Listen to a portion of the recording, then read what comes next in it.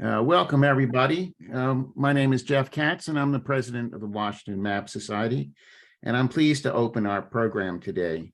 Our talk, entitled Open Source Mapping, the Russian Invasion of Ukraine, is clearly timely, and as usual, we will have time for questions at the end.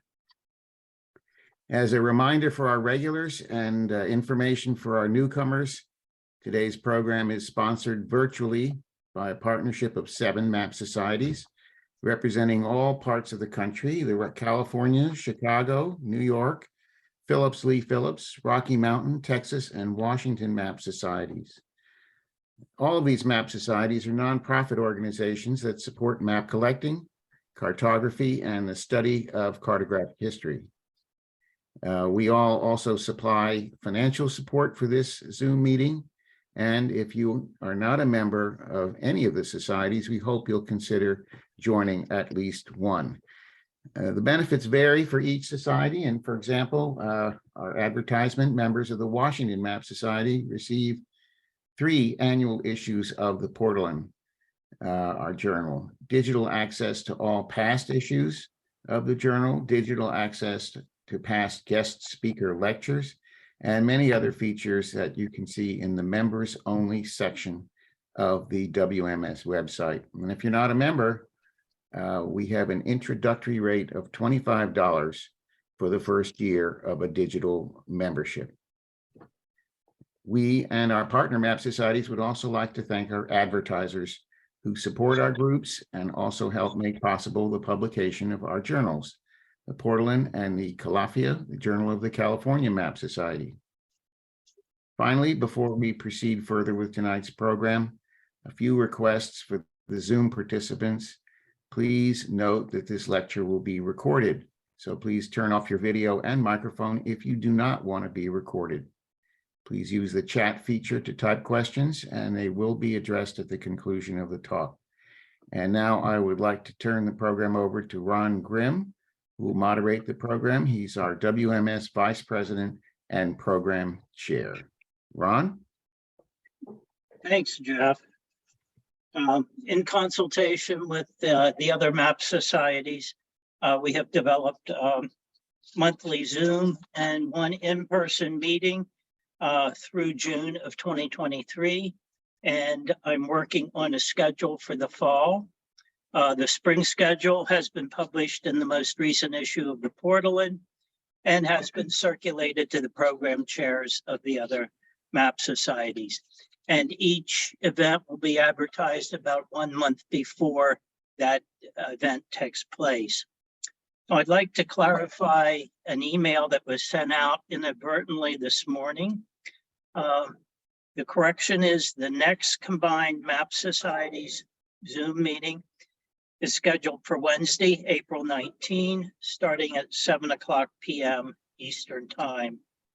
Organized in conjunction with the Library of Congress Philip Lee Phillips Society, it will feature Chet Van Duzer, that society's 2023 research fellow, who will soon be starting to do his work at the library.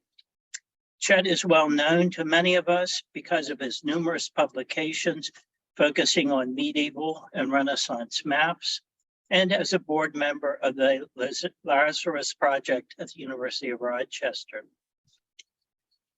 The title of his presentation will be Behold the Mapmaker, Cartographic Self-Portraits.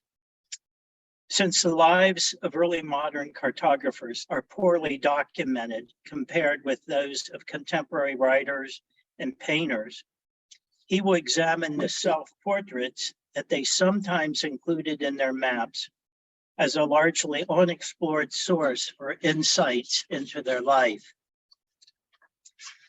Looking a little further ahead in the schedule, the Washington Map Society's annual dinner meeting is scheduled for Friday, May 19, starting at 6:00 p.m. at Maggiano's Little Italy Restaurant in Tyson's Corner Galleria in McLean, Virginia.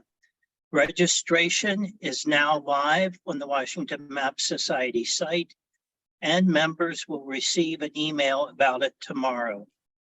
Or you can just go to the events section of the website and register, whether you receive the email or not. And now it is my pleasure to introduce this evening's speaker, George Barros, who is the Geospatial Intelligence Team Lead and Russia analyst in the Institute for the Study of War here in Washington, D.C. The title of his presentation is Open Source Maps, Mapping the Russian Invasion of Ukraine. This very timely briefing will focus on the Institute's open source methodology as their team collects, processes, analyzes, and interprets data that supports their maps and written prose assessments. The brief will also present analytic decisions that ISW has made on how they structure maps, what they show and do not show, how they do source characterization, caveat confidence levels, and leverage remote sensing technology. George will address a few of your questions at the conclusion of his presentation. If you have questions, please add them in the chat feature during or at the conclusion of his presentation. But before I turn the program over to George, I would like to bring your attention to another map that I found as I was searching for introductory slides. Provides an interesting comparative perspective on the Russian-Ukrainian conflict, apparently placing Washington, D.C. in the middle of the present area of contention. And now I turn the program over to George, who will provide a much deeper understanding of the mapping that has occurred in tracking the Russian invasion of the Ukraine. George? Thank you, Ronald. Let me go ahead and share my screen. All right, we'll see some slides. Thank you for that introduction. My name is George. I am the Geospatial Intelligence Team Lead, as Ronald said, and I'll be walking through. We'll be walking you through today essentially our methodology for the controlled terrain maps that we produce on a daily basis, as well as that you often see quoted in the mainstream media. I have a couple of QR codes here that folks can scan real quick if they want to take a look at our maps. They'll lead you to an interactive website where you have essentially the same data that you see presented in static form, but you can zoom in, manipulate it, zoom out, go to areas of interest, and so on and so forth. To give a brief overview of the structure for the content for today's presentation will essentially be, number one, discussing the various different types of data that actually inform the maps that we create on a daily basis. And then two, I might truncate this depending on time, case studies and methodologies. We'll first start with the evidence types, though, and those are broken down into three categories: visual evidence, data that we can collect with remote sensing, and then what we can derive from textual sources. So we'll go ahead and we'll get started with visual sources. Russia's invasion of Ukraine has surprised a lot of us.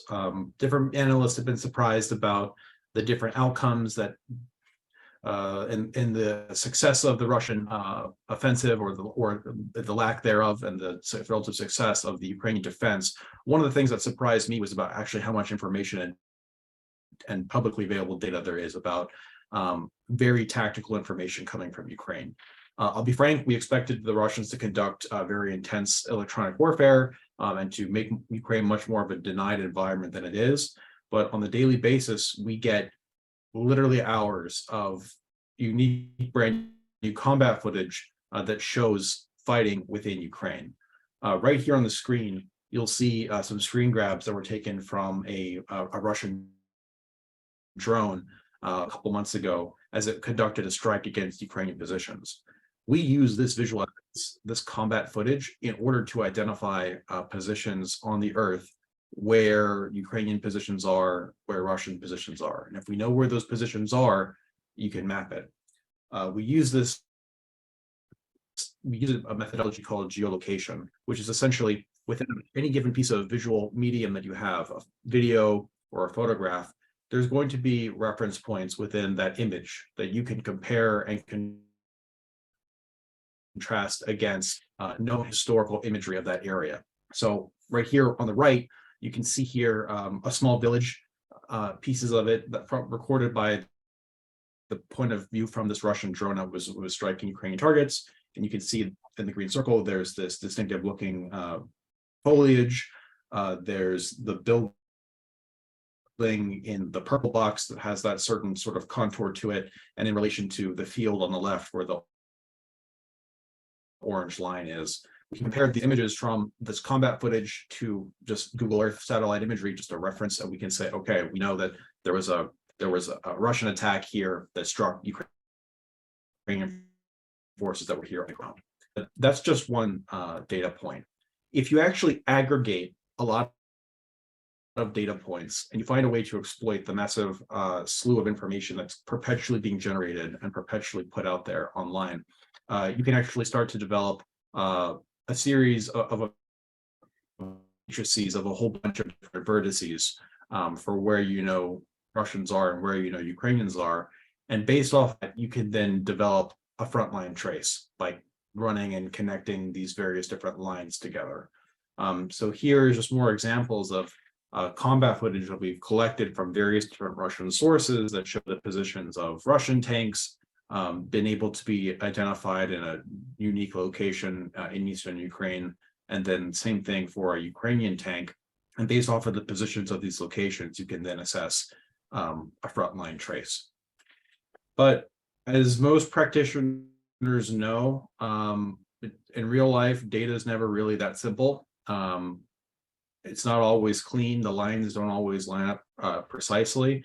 And there's always going to be problems with figuring out where you're going to place information and categorize it with regards to where did it occur in time and when you have disputed evidence.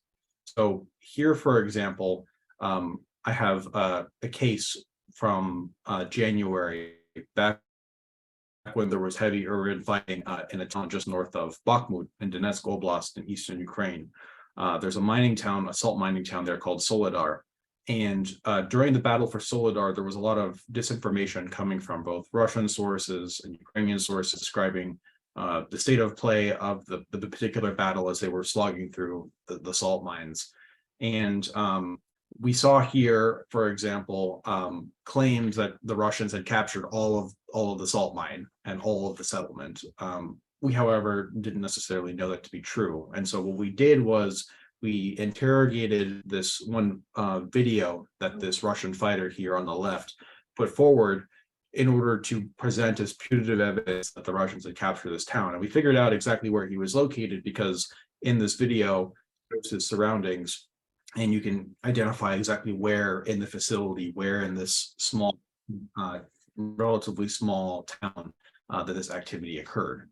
What we were then able to do is find requisite complementary Ukrainian combat footage, which showed where the locations of where Ukrainian forces were located in a different place, but also within the town.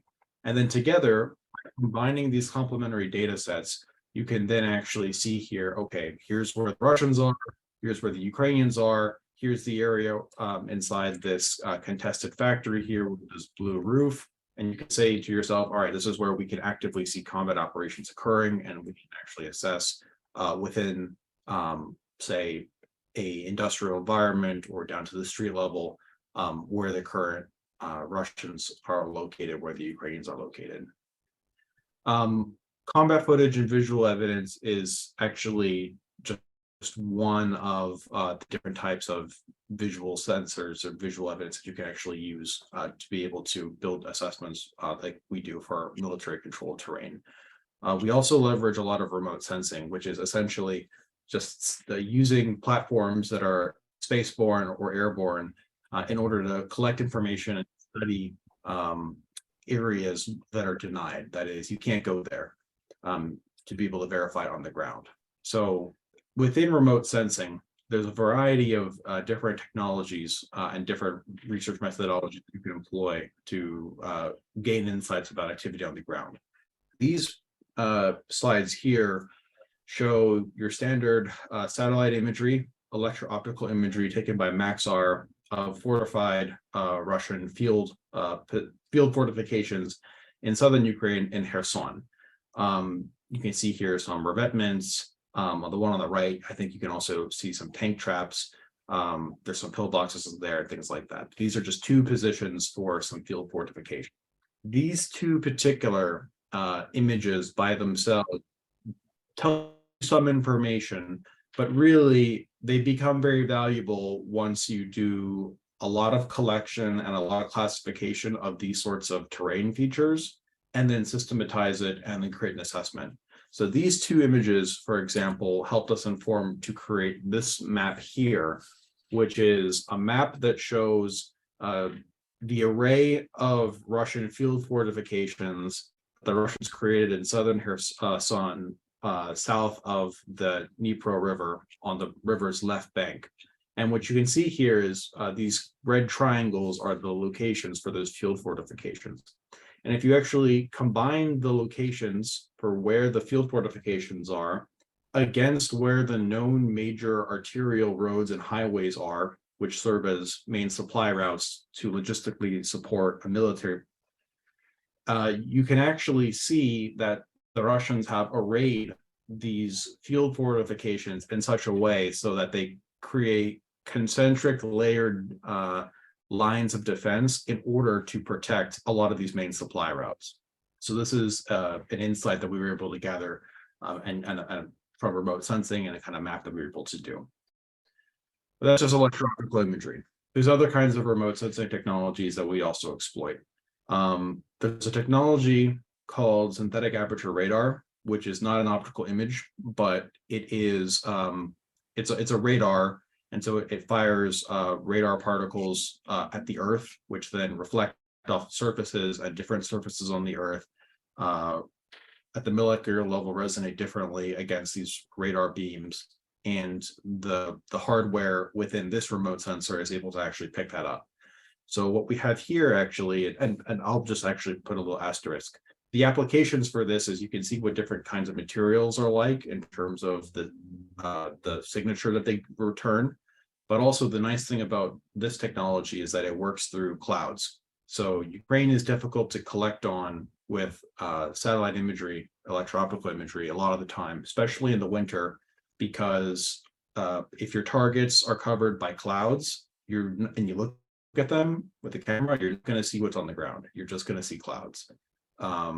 Also, it doesn't work at night. So it's predicated on there being light, unless you want to take a picture of just blackness. So this technology is nice because it's agnostic to that. It'll work in all weather conditions. It will work in day or night, and it'll give you this kind of image. So we took this image back in December. These are fields that are just south of Bakhmut. And at the time, the Russians were making claims that they managed to take in a mechanized force and maneuver across these fields, going from the right to the left, east to west. And we were skeptical of that because it just didn't seem within the realm of the capabilities of the forces that we knew were operating there at the time.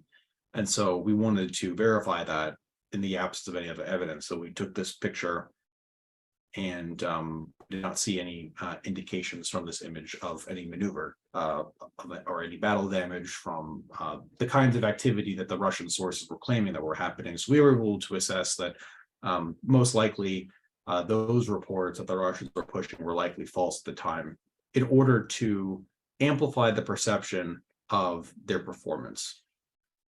There's another form of remote sensing that we also look at. This is looking at different kinds of signatures. I'm a big fan of looking at signatures because signatures will tell you a lot about what's going on that you can't necessarily see. This picture on the right here shows a NASA manufactured and NASA-run satellite, which was actually designed to look for forest fires. It picks up heat anomalies and then also picks up infrared energy as on the ground, and it's intended for public service folks to be able to identify forest fires and combat them and that sort of thing. But war is a exothermic enterprise, and you often find fires co-located and smokes and all kinds of other activities that result with fissile material combusting with war. And we've actually found this sensor can be very helpful for finding co-located indicators for where significant military activity is occurring. Now, I'll now switch your attention to this animated map on the left, which actually shows the blistering counteroffensive that the Ukrainians conducted last September, in which they managed to penetrate the Russian rear and make, I believe, over 60 kilometers worth of territory and grounds penetration and liberate many tens of thousands of square kilometers within a span of just about 2 weeks.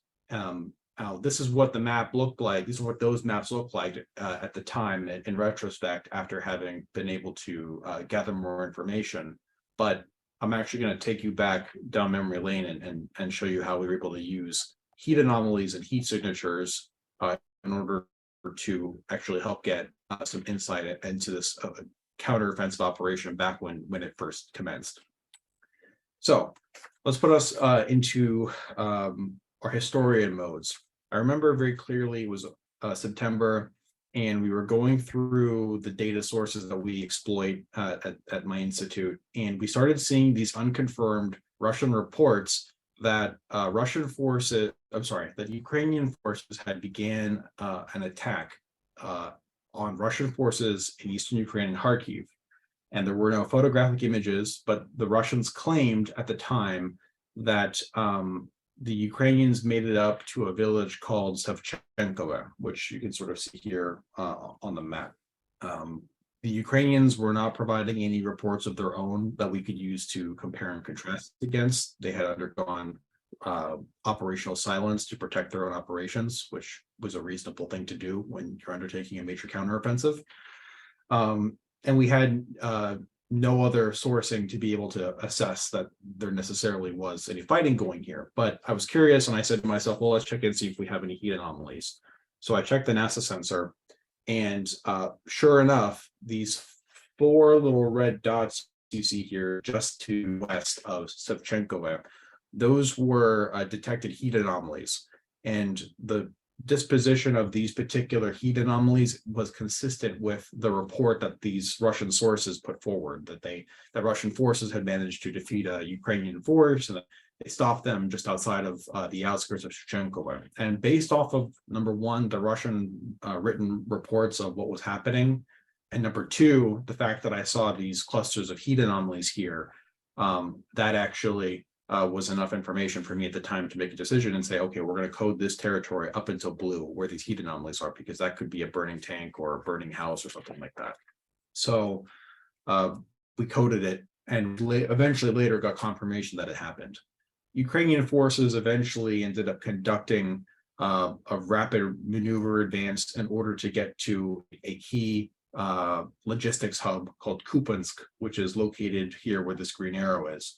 And well before we had any visual information or confirmation of the Ukrainian advance, we actually were able to collect and observe a series of breadcrumb trails of these heat anomalies, the path of destruction and exothermic activity that Ukrainian forces generated as they conducted their advance going from the east to the west. And so the ability to observe this information and this data and pull it into our system was able to help us verify our confidence for these claimed attacks, and it helps us to assess similar activity in the future.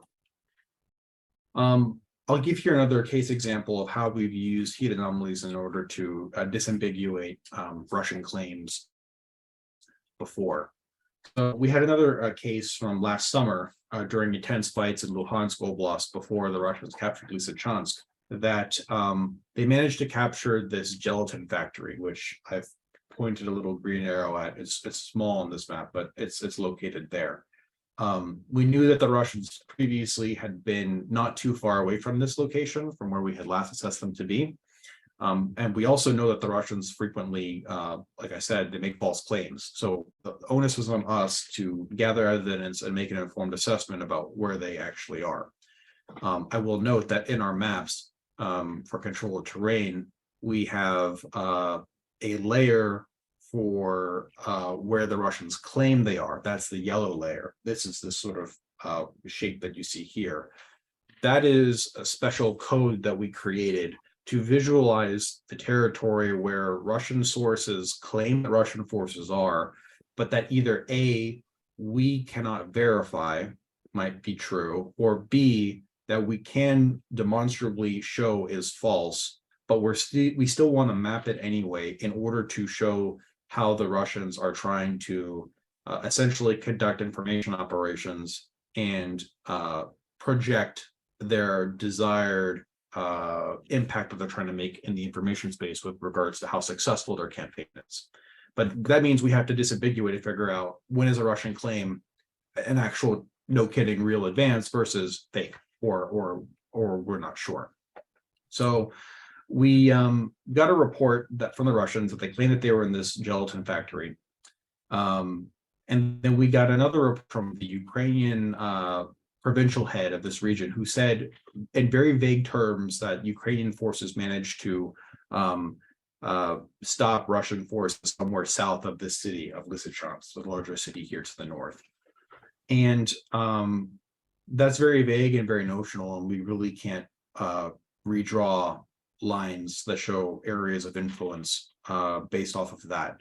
So I went back to the heat signatures, and sure enough, there were two of these little red heat signatures within the gelatin factory. So based off of those pieces of evidence, the heat signatures in the factory, the explicit Russian claim that they captured this factory, and then a general, very notional statement from the Ukrainian provincial head that the Russians were operating this area was enough for me to make the call. And a little bit of time later, I think 48 hours later, we got visual evidence of the Russians actually taking pictures of themselves in the factory and doing that sort of thing. So that's remote sensing and visual sources. I'll now transition to talk about our final big text source that we exploit, and that is textual sources. There is a tremendous amount of information that one can garner by collecting on textual sources. We collect on a full spectrum of everything from national governments all the way down to village heads for Ukrainian settlements. We also collect on the full spectrum from the Russian government all the way down to individual unit commanders at sometimes even the battalion or platoon level, and sometimes even individual Russian volunteers who are fighting within Russian units and operating, and they will actually go forward and maintain a blog, and they will post about what they've been up to recently, and they'll get these situational reports. Don't pay too much attention to the dense text on these slides, but suffice it to say, what we have here is an example of how we've been able to use Ukrainian sources in order to develop pretty high level assessments for activity on the ground that we can map. So up here on the top left, we have here a statement on March 2nd from the Ukrainian General Staff, in which they, by the way, they issue a daily report. They actually, at this time, they were issuing 4 reports a day. That now slowed the tempo to 2, but they issue a series of daily reports on the situation on current combat in Ukraine. And if you read the post here, you can see that they talk about how they managed to stop, Russian advances in these particular areas, but they're often very notional and very vague. They say, for example, quote, "The enemy is stopped in the Chernihiv direction." Chernihiv is a big city in northern Ukraine. So where is that? Where do you draw the line? Where do you map that? It's not exactly clear. If you look down, we have here this Facebook post from a local mayor of a Ukrainian town, so at a smaller level in the government, and he's operating inside of a particular Ukrainian settlement, and he actually gives his own report from the same time period, March 2nd, but he actually goes into much greater detail, giving sort of like the county level or the town level details about what's happening here. So even though the general staff keeps it very high level for a national level, this local official will go in and essentially give the same details or the same information, but a lot more detail. And he talks about specifically in this report about specific settlements, specific towns, specific villages, and so on and so forth. This woman here on Facebook as well on March 8th, she is posting inside of an open forum where she talks about particular places that are occupied neighborhoods outside of Kyiv. And so she says, do not go to these particular areas that are Russian occupied. These neighborhoods are not safe, and so on and so forth. And she names here specifically what those neighborhoods are. And we can identify where they are located and we can map them. We get a tremendous amount of information from sources such as these. I'm going to skip this one for now. The other big source that we use are, of course, the Russian side. There's a very interesting phenomenon within the Russian information space right now, where essentially there is a whole landscape and community of the so-called military bloggers, who are essentially these military correspondents who are embedded within Russian units many times, and they produce a tremendous amount of combat information and reports about where fighting is occurring. Here we have, for example, one post. There's the original Russian language on the left, translated into English on the right, just through a rudimentary Google Translate. But what's very cool about this is that this paragraph block wall of text on the left might look impenetrable and might not look like there's a whole lot of salient information there that you can actually extract. But if you actually study what's being said there, there's actually a lot of spatial information that you can extract from this. It's talking about Russian private military fighters, mercenaries, and it talks about here with regards to the specific street level heavy urban fighting that is occurring within, at the time, I believe this was inside, I think this was in Bakhmut, the city of Bakhmut in eastern Ukraine, where a lot of fighting is actually happening now. And you can see here, he's saying that the current front line passes through, these neighborhoods, the southern and eastern quarters, and then the front line passes through the vicinity of Turgenev Street, Yuzhnaya Street, Bakhmut Kozak Street, Independent Street, and Batunin Street. We actually can figure out where these all are if we study and we look at a map of Bakhmut, and we can therefore draw a front line through that territory. And also, like I said, use Ukrainian sourcing and use remote sensing and all the other methodologies to verify these particular reports. Yeah, this is just another example, more of the same, but there's a lot of information we can extract from these various different Russian military blogger reports. I'll now talk about some case studies in our methodology. I'm going to probably glance over some of these very quickly. We can talk more about them in the question and answers because I have more interesting things to talk about. But we obviously have to think very carefully about how to mitigate reliability issues with regards to our sourcing. Within the intelligence discipline, we actually do source characterization. We don't treat all sources at the same level because some sources, we have assessments essentially for all different sources. Some are more reliable, some are less reliable, and there's a spectrum in where they all exist. And so whenever we actually gather new information from any given source, we know, well, John is actually usually pretty reliable, but Paul is actually usually not very reliable, and maybe Max is somewhere in the middle. We're always reevaluating, always ranking all these people to see where they are. So this case example is sort of going to walk us through a practical application of how we collected some information and how we actually interpreted it. So if you look in the map in southern Ukraine, just south of Kherson city, there's a big river called the Dnipro. And currently right now, the river constitutes the front line between Russian and Ukrainian forces because it's a significant obstacle and impediment to maneuver. Within the river, however, there's a delta, and there's a lot of islands on the delta, and we see a bunch of fighting that's happening on those delta islands and things like that.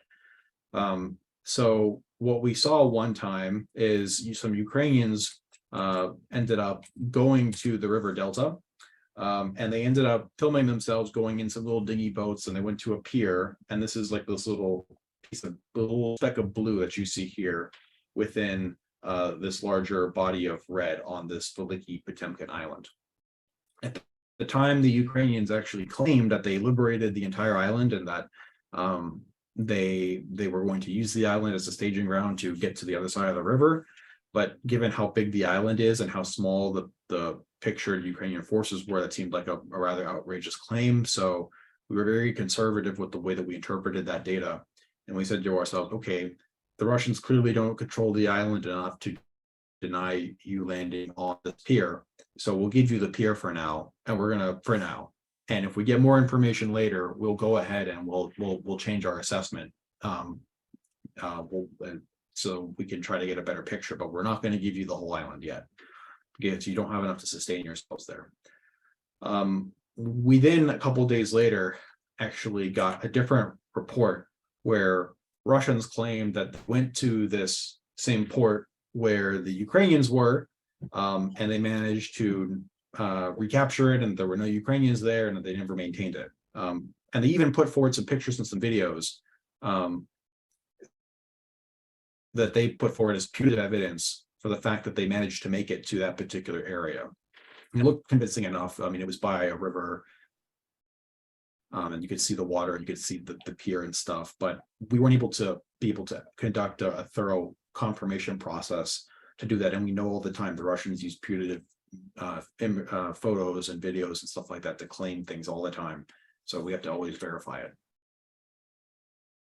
And the source in particular was known to have spread false information before. So at the time, we recoded this particular blue area to this yellow area that we do.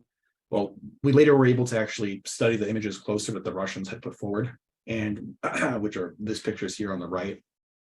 And what we actually see here is that after we had gone through the trouble of trying to figure out exactly where the heck this picture was taken, it was actually on an entirely different island. It was from the Delta, but an entirely different island on the Delta. They were not at that initial pier where they claimed the Ukrainians were.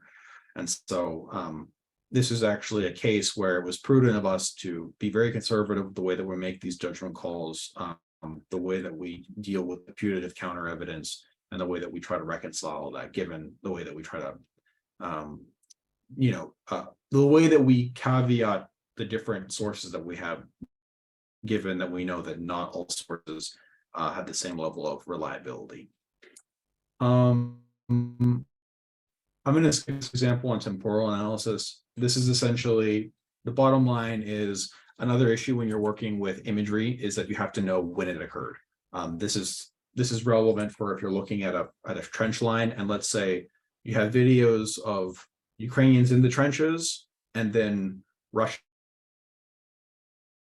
making it to the trenches, and then Ukrainians in the trenches again. The question is, when did these videos occur? Did the Ukrainians never lose the trench? Did the Russians never take the trench?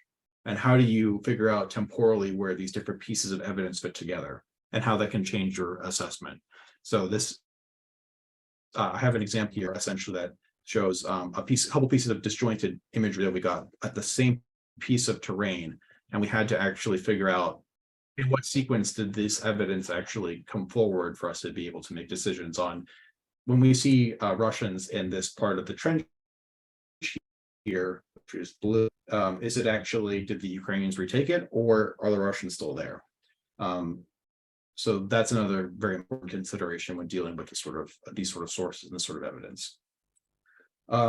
This is a very interesting example, in my opinion. This is trace analysis. This is also going to take us back to almost exactly a year ago, March of last year, late February, early March of last year. And I had a dilemma. We were watching the very rapid Russian advance to try to get to Kyiv and conduct their decapitation blow against the Ukrainian government. And all of a sudden, we got photos and videos on the internet of Russian main battle tanks gunning it through some fields, in a town called Bobrovica on March 1st. And the problem was that these tanks, where Bobrovica is, it's inside of this red circle here to the northeast of Kyiv. And these tanks were in the middle of nowhere with regards to the previous areas where we assessed the Russians to be. And so now, clearly those tanks maneuvered to this area somehow, but now I have to figure out, where did they come from? Did they come from the west, like this, going east to get here? Maybe they're trying to encircle Kyiv from the northeast. Or did they come from this other area slightly further to the east, and they're going west and they're trying to get that way? And I had no visual evidence. I had nothing to help me connect the trace. I had no signatures. I was pulling blanks, but I still had to make a call because clearly they made it there, but how?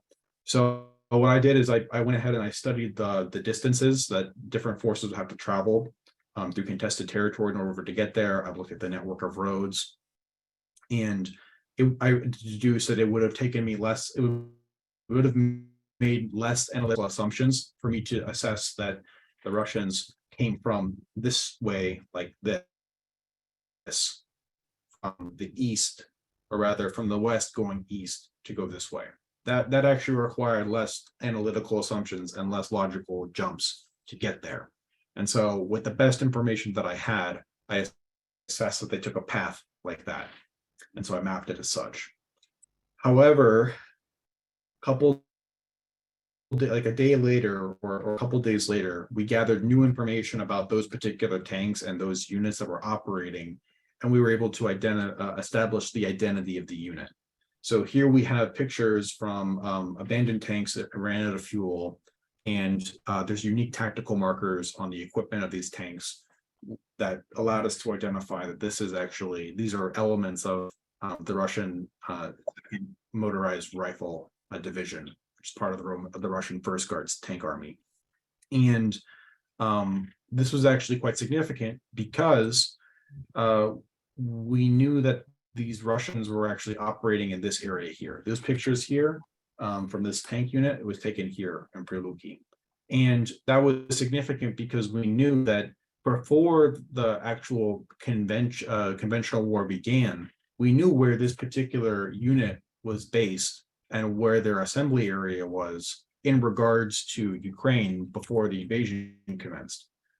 This map here shows the various different Russian units as they were arrayed around Ukraine before the war began. Please ignore this one unit here inside southern Ukraine. But this shows the arrayment.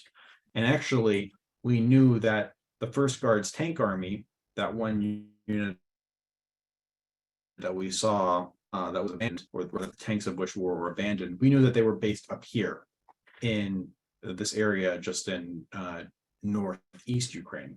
And so because we know that their initial jumping off point and their assembly area was here, and they've now been observed down here, we were then able to, and could establish the identity of these particular units. We could then assess that actually they weren't going south to encircle, they were actually going cross country east-west in order to do that. So with that new information, I was then able to correct the assessment based off of knowing the identity of the unit. And I could do some trace analysis because I knew that that unit was uniquely positioned in that assembly area.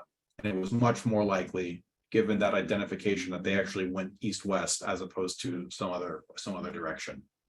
But that only would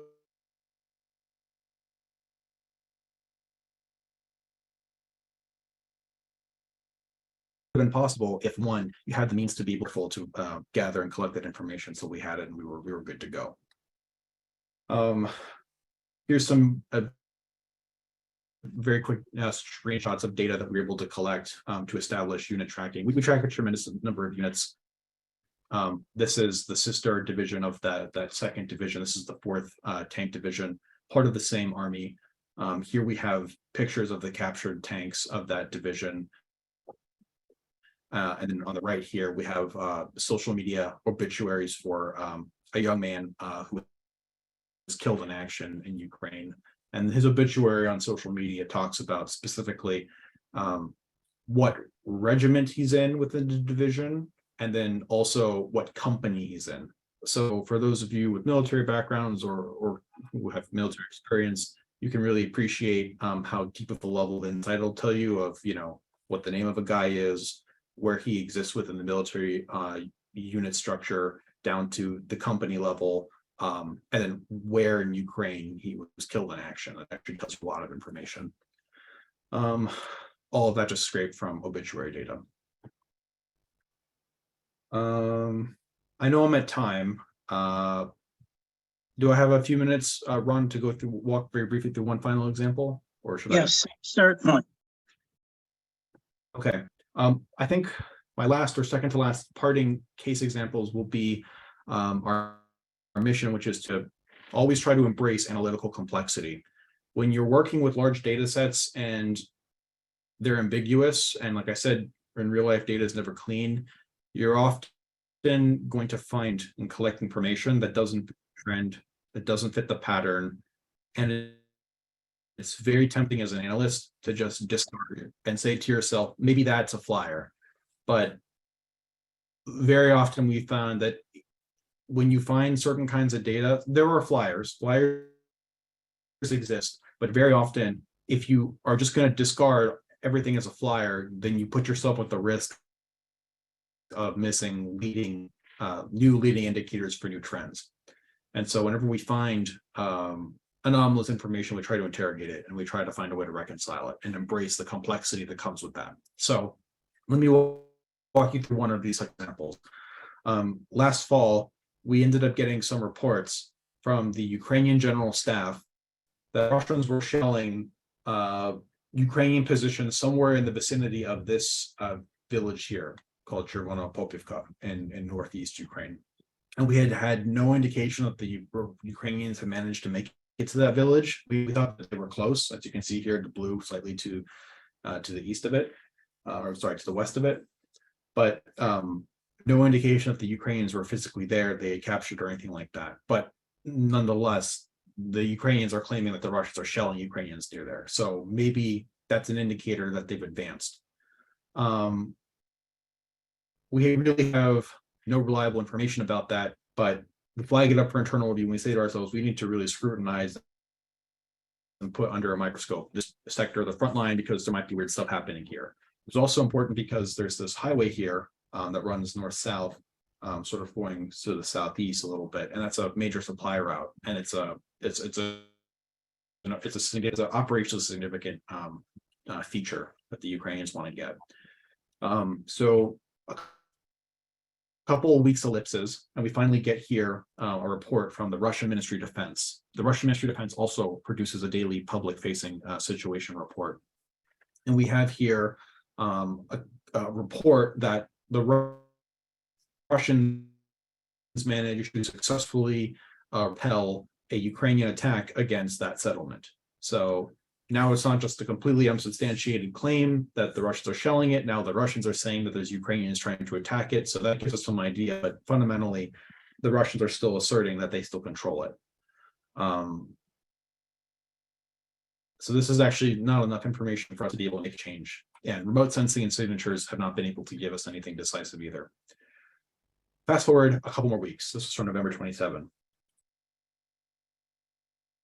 In December 21, almost a month later, in a completely different area of where we do collection for the data we get this readout. It's actually not even a readout. It's an intercepted phone call published by the Ukrainian military intelligence, their equivalent of the NSA. And they have here on the phone a Russian soldier who's on the phone with, I think, his wife or his girlfriend. And he says, I'm operating in the vicinity of a village that's close to Chervonopopivka. And he says that the Ukrainians managed to capture a section of that highway that's near there. And that was really interesting because this is not part of reports or the battlefield for public audience. This is not visual evidence. He's here on a phone call that the Ukrainians had intercepted, and it's actually presented as this data point was put forward as actually a look how bad Russian morale is. And he just dropped this one little tiny technical detail in the middle of their conversation. And so we found that, and I said to myself, well, here's where he says he's operating. We know the highway is there. And that gave us enough information for us to make a call and say, okay, well, let's adjust our lines based off of A, Ukrainian reports from the general staff, B, the Russian Ministry of Defense report, and now C, this audio intercept, which I was prepared to take at face value. So with that, we then changed our assessment. The Russians have subsequently actually recaptured this since December, but that's an example of how we've tried to embrace analytical complexity. I think that pretty much concludes my structured part of the presentation. I'll leave you on this one animated map, which is just a collation of a bunch of different maps that we've produced that show the way that the Russian military cleared the Ukrainians that were fighting in Mariupol, which is a coastal industrial shipping town in Donetsk Oblast, over the course of several months. Like I said here, this is where we've essentially taken the supercut of all of the major territorial changes as they occurred through a very attritional, very violent urban combat, and essentially how we were able to track the Russian gains and the Russian names, and we can sort of visualize what the clearing operation to capture Mariupol looked like over the span of last spring. So this actually shows the sort of interesting products, map products, and data visualizations you can actually put together if you exploit collection systematically over time.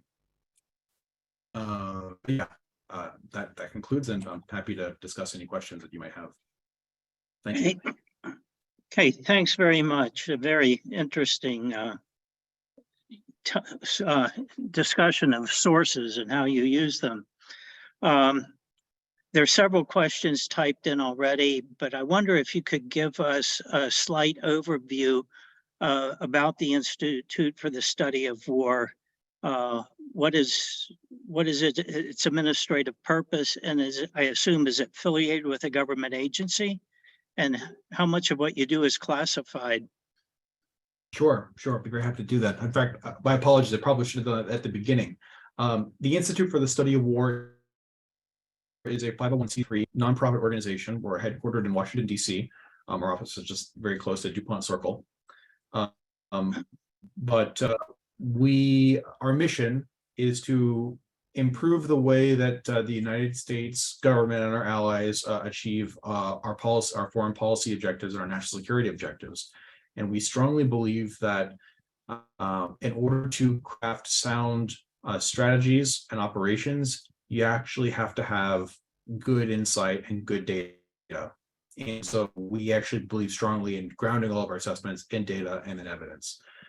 So we do open source intelligence collection and analysis in order to produce our assessments. We have a variety of different country teams that look at different country actors. My background is with our Russia team. We have a China team. We have a team that looks at Iranian proxies in the Middle East. We have a team that looks at Sub-Saharan Africa. We are not affiliated with the U.S. government. Like I said, we're a nonprofit. We're a non-government entity. We also, as a matter of policy, and we're very proud about this, we take zero U.S. government or foreign government money so that we can maintain full intellectual independence and a full intellectual independence from anything that a government donor might want to have us do. So our operations are fully funded by the generosity of private donors. Yeah, I think here's a question from Robert Moore, which I think is sort of related. Is your work product provided to Western print media, TV broadcasters, and who else? Yes, we do provide our data to all those people. If you look at most mainstream media and maps of Ukraine, if you look at the footnote or the endnote or the credit line, I think 10 out of 10 times, 9 out of 10 times it's going to be attributed to the Institute for the Study of War and our Critical Threats Project, which is our sister organization. I know BBC, New York Times, Washington Post, CNN, Fox News, Radio Free Europe, Radio Liberty, Voice of America, they all use our maps, and they use the data that we put for our maps. So most maps in Ukraine that you look at are using this resource. Even the National Geospatial Intelligence Agency, and they're sponsored open public sourcing, public facing products, and we'll put in their end notes and say for a more accurate picture, go to the Institute for the Study of Wars products. So we're quite proud of it. I see Jeffrey asked the question: how do we get Russian drone imagery? The Russians volunteer it. What they'll do is they'll conduct a combat mission with the drone. They'll record it, and then they will go ahead and publish it online to usually show, hey, we conducted this attack. Look how great we're doing, that sort of thing. But it's all information that they put out there, and they volunteer.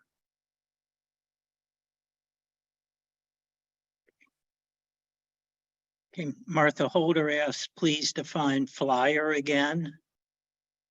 Oh, a flyer. I just meant like a piece of data that doesn't fit the trend. So like a flyer would be like, if everything seems consistent and everything that we collect and all the information we're extracting more or less fits the current tempo and trend, and it looks okay, and it fits into the existing assessment, then it's not a flyer. A flyer is when, like I said, all of a sudden out of nowhere, the Ukrainians start claiming that the Russians shelled Ukrainians in a place completely different from where we didn't think that the Ukrainians were. And so that's anomalous. That is not conforming to the existing trend. And so it's a flyer in that, if you have like a spread and you look at how many standard deviations something is away, that's farther away from that. Okay, Raymond Ubuk asks, are you using any Esri products, story maps? Yes, indeed we do. We have one of the most popular and ever reviewed story maps. This one, as of like a week ago, had I think 18.5 million views. I just dropped the link in the chat. This is the exact same map that I was showing you, but it's interactive. You can open it up and you can click on it. You can zoom in and out, go to areas of interest. We update it every single day. So it's updated on a regular basis, and then you can take it down and zoom into the street level. So if you want to look at urban fighting as it exists currently in Bakhmut and Eastern Ukraine, for example, you can go and check that out. But yes, we use GIS. We use Esri's products. I studied how to use GIS in college, though I was not a geography major or anything like that. I was a Russian studies, but took some GIS courses, and I found that a lot of the data that we collect at work actually can be used and can be interoperable with the GIS, and it should be. So yeah, we use that technology in order to help us collect this information. And of course, GIS data is interoperable with satellite imagery. You can take in the remote sensing signatures, you can take in your coordinates. It's a very great place to be able to combine and fuse different sources and layers of information. Okay, Andrew Rhodes, great presentation, thanks. After all your work on sourcing, can you say a bit about how you do visualization? How do you make choices on map style, scale, framing, etc.? When do you choose to animate or use animation? Any trade-offs in how you distribute maps and how often you do so? Yeah. This will take me back actually to a debate that we had and that we won back in the early days of the full-scale invasion. This happened back in like February and March. This was my March actually of last year. There were two competing schools on how to visualize the Russian invasion of Ukraine. There was one school that essentially argued that if we can see where the Russians are operating, we should be very purist in the way that how we define where they are located. So we knew the roads that Russian convoys were driving on, and one guy was arguing that we we should actually make a map that doesn't show large continuous expanses of polygons that cover and that show where we say Russians control. It should actually look more like a spider web of the roads and the known communication networks and nodes through which they actually are. And we at the Institute, we decided actually, no, we're not going to map it like that, because that's the former approach is actually very unorthodox when it comes to military cartography standards and trends and history. Generally, in military cartography, you show areas of control by continuous lines, even if that's not necessarily completely indicative. For example, if you have a brigade here and then maybe a couple miles away you have another brigade here, you don't just map two brigades. You generally say if there's no enemy or major impediment between the two, those brigades typically have weapon systems that enable them to be able to have effective ranges that cover a lot of stuff. So even if you don't have soldiers physically occupying that territory between the two, but they're there in the absence of the enemy, then you'll fill it in as one entire continuous shape, which is an approach that I stand by, that I've done. So that was one decision that we had to make with regards to, like you said, scaling and utilization and making design choices. Another thing that we did early on in the war that we discontinued, but is that when we defined certain areas as Russian controlled, some people looked at our maps and they disagreed with our assessment that it was control, because there were Ukrainian civilians in those cities who were going to their streets and peacefully protesting against the Russians. And we had to respectfully disagree with that, because the word control in military doctrine has a specific meaning. There is a technical doctrinal definition for what it means to control. It's a tactical task. Essentially, the commander is able to exercise physical influence over a certain amount of territory and prevent the adversary from doing that. And so, with all due respect, if you have civilians protesting, that doesn't militarily control it. I mean, there's protests in Moscow occasionally, and I'm not going to argue that the Russian military doesn't control Moscow. But what we did do as a sort of compromise is we started mapping and just putting dots on a map of where the protests were occurring, in order to show, like, yeah, it's not okay. We'll say here the Russian military controls this territory, but we'll also acknowledge that there are protests happening here and the locals aren't happy about it. Another thing that we've also added, similar in this, has been areas where we've seen Ukrainian partisans fighting behind the lines. There are partisans that are very active. They do everything from sabotage to assassinations, and they also do target spotting, and they coordinate and they provide information that's targetable by the conventional Ukrainian military about significant Russian targets behind the lines. We've also mapped the territories in the major cities where we've seen partisan activity before as well. So that's to just help also give some sense of, okay, here are the areas that the Russians control, but these are actually, some of these areas are actually hotbeds of partisan activity, to help give a little bit of color into what that exactly looks like. The other big distinction that we've made has been distinguishing between the Russian control and our assessed advance. So if you look at our map and you interrogate the red, you'll see that there's sort of a hard line in the red. That's where the control is. And then there's a dashed soft line beyond that, and that is advance. And that is, we define advance as territory through which Russian forces have maneuvered and that they might have occupied, that they might currently or have previously occupied, but that they do not control using that US military doctrinal definition.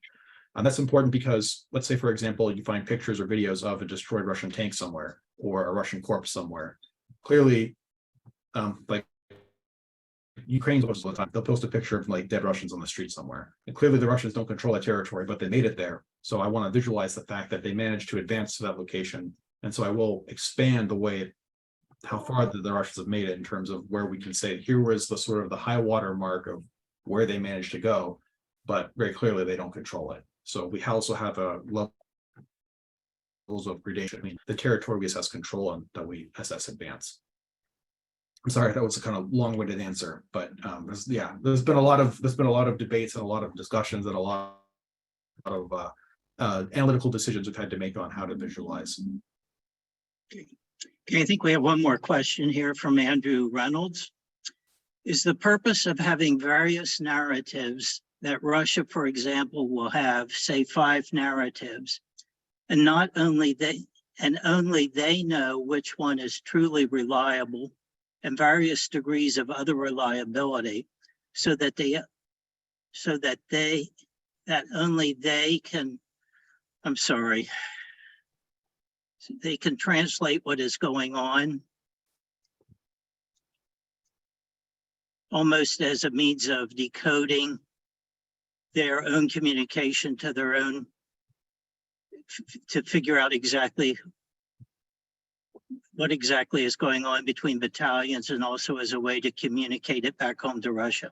I'm sorry, it's quite a long question there. No worries. I'll do my best to answer this. I think the Russians actually they conduct organized disinformation operations, and one of the actual unique features of Russian information operations is that they do not require consistency within the narratives. One of the tactics of Russian information operations is actually to overwhelm the target with a tremendous amount of information, which can be contradictory, because the objective isn't always to make them necessarily believe a particular thing, like a distinctive narrative, for example. Sometimes the intent behind that is to simply overwhelm the target and overwhelm their cognition and make them just doubt what they think they know and what can or cannot be true. I don't think that the Russian military actually has the prerequisite level of coordination within their own people to actually have a, the quote unquote, we know what the truth is and we can actually disseminate it between battalions. If you actually look at the order of battle and the way that the Russian battalions are actually set up, is that it's extremely cacophonous. At the beginning stage of the war, there wasn't a single division commander. Different battalions were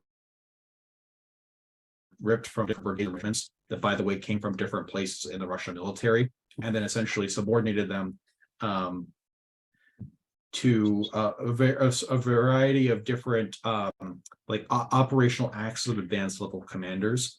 But there was no overarching division, theater commander, and the level of coordination between battalions is quite bad. So I don't think that that's quite exactly it. It's also, different sources get different information at different times. Some Russian bloggers and sources that we follow, they will say, hey, I'm operating here at this sector of the front line. And he might then generate a lot of great details about that sector of the front line. And when he talks about a different sector where he is not at that place and time, he will then be relying on other people's accounts and he'll be less accurate or maybe go into less detail. And so different sources might have different reports about a different area, and issues like who they know, how many degrees of separation from the information is there, is it original reporting or re-reporting, and also what is that particular source's bias, how does that play out? Not all Russian sources are actually a monolith together. I can talk about this for hours, but there are, within that information space, there are a series of different clans, some of whom are actually supporting each other, some that are competing against each other, and a whole spectrum in between. So that can result with different sources on the Russian side giving contradicting information as well. Okay, thanks, George. We will leave the room open for a few more minutes for people to socialize, but I have 2 small gifts I want to send to you. Unfortunately, they have nothing to do with the Ukraine. They're basically DC oriented. This is a series of note cards with a design of Washington, DC, and then a cut line map of Washington, DC. So you can at least locate where you work. Oh, that's amazing. Thank you. Very kind. Okay. So we can stay open for maybe about 5 or 10 minutes yet if people want to ask anything additional or greet people that they haven't seen for a while?